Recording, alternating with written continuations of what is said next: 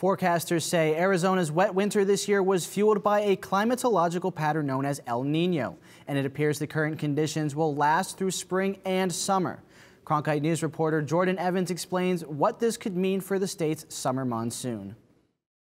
We are just months away from our skies going from this to this in a matter of hours. Arizona's summer monsoon brings the power of Mother Nature to the Valley of the Sun in the way of flash floods, dust storms, and intense heat.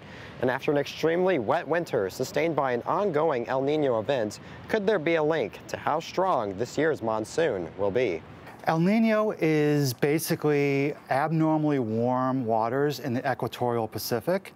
And what that does is it influences the weather patterns downstream and into the United States, particularly during the winter season. That usually means more rain and snow for Arizona during the winter. The Climate Prediction Center of the National Oceanic and Atmospheric Administration released an update last week on the current El Niño, stating that the conditions are likely to continue through spring and summer. The big question now, how could a lingering El Niño affect us in Arizona? Unfortunately, its predictability is very low during the summer season.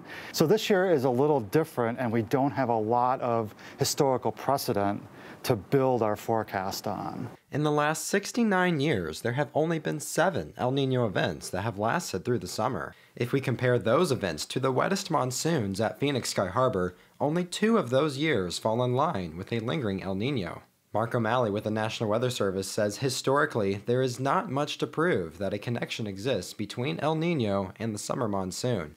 And that's one reason why forecasters have to say this. It doesn't necessarily lead to a wetter or drier monsoon season. It's just too difficult to say. The one thing that a lingering El Niño may do is decrease the probability of hurricanes in the East Pacific. Now, it only takes one big hurricane to make a difference. So just because there's less of them doesn't make it any less of a threat.